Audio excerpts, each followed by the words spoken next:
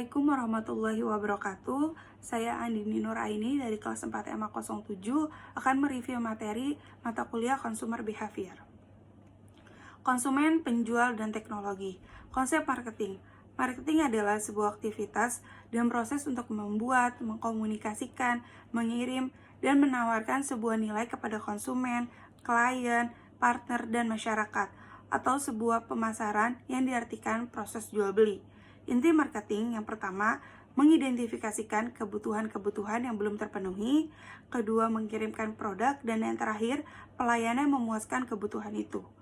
Consumer behavior menjelaskan bagaimana konsumen membuat keputusan untuk menghabiskan sumber daya mereka seperti uang, waktu, dan usaha pada barang yang penjual tawarkan. Konsep pemasaran ada dua, yaitu old dan new.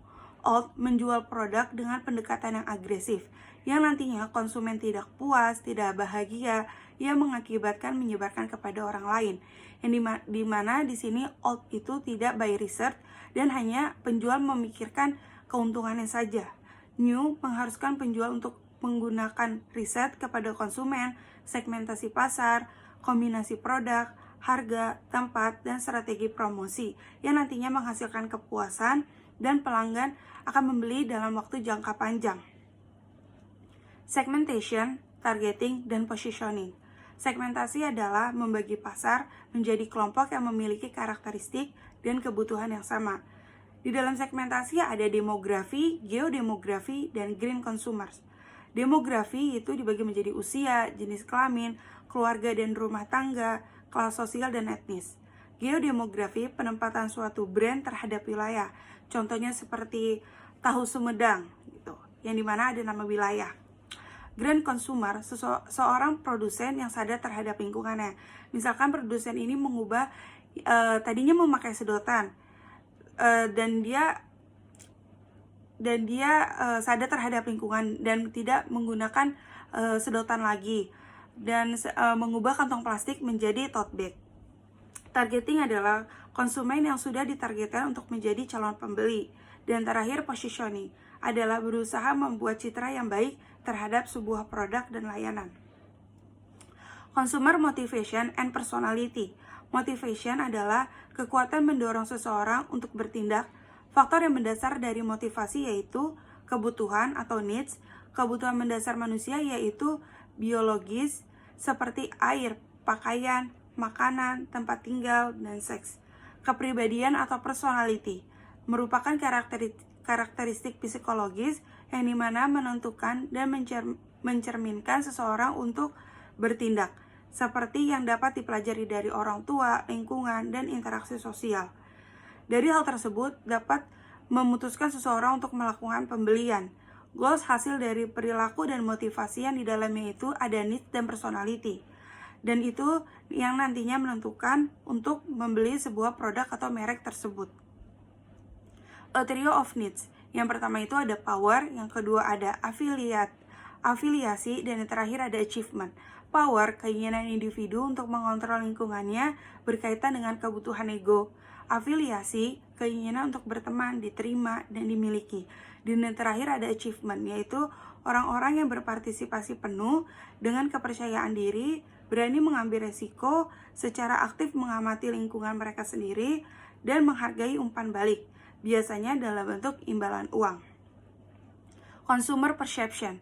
Persepsi adalah konsumen yang memilih, mengatur, dan mengartikan sebuah produk. The element of perception yang pertama ada sensasi, yaitu respon langsung dari panca indera. Yang kedua ada the absolute threshold, titik terendah seseorang dapat mengalami sensasi.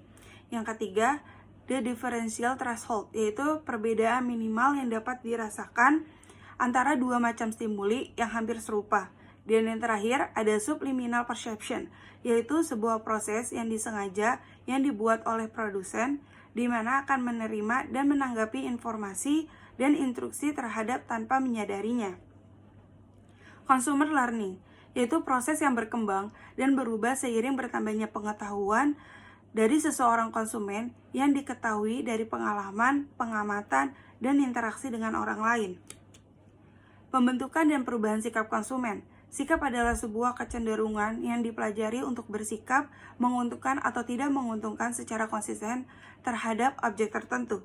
Sikap mencerminkan evaluasi suka tidak suka suatu objek dan memotivasi konsumen untuk membeli produk atau tidak membeli produk atau merek tersebut. Konsumen membeli produk yang mereka anggap menyenangkan. Oleh karena itu, pemasar harus memastikan bahwa konsumen menjaga sikap tersebut setelah membeli produk agar mereka terus membeli produk yang sama untuk berulang kali. Sikap dan pembentukannya. Yang pertama, konsumen mempelajari sikap. Konsumen membentuk sikap positif terhadap barang-barang baru dengan merek yang berulang kali dan merasa puas. Yang kedua, sumber pembentukan sikap. Sumber utama sikap terhadap produk adalah pengalaman langsung konsumen dalam mencoba dan mengevaluasinya. Yang ketiga, peran faktor kepribadian. Sikap terhadap produk baru sangat dipengaruhi oleh karakteristik kepribadian yang berkaitan dengan inovasi seseorang. Yang keempat, sikap konsisten dengan perilaku. Dalam hal ini, keadaan seringkali mengganggu konsistensi antara sikap dan perilaku. Dan yang terakhir, sikap yang terjadi dalam situasi. Sikap adalah peristiwa dan keadaan yang mempengaruhi hubungan antara sikap dan perilaku pada waktu tertentu. Situasi dapat menyebabkan konsumen berperilaku dengan cara yang tampaknya tidak sesuai dengan sikap mereka.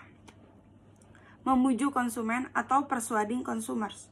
Yang pertama, memahami elemen dan kemampuan komunikasi persuasif serta hambatan komunikasi yang efektif. Dalam komunikasi adalah transmisi pesan dari pengirim ke penerima melalui media atau saluran transmisi. Jika pesan ingin menjadi persuasif, penerima harus mengkodekannya seperti yang diinginkan pengirim.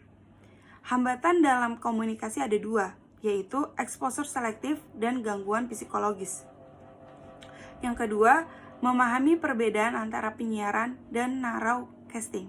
Media tradisional identik dengan media penyiaran atau media massa dan terdiri dari saluran, di mana semua penerima mendapatkan pesan satu arah yang sama dari pemasar.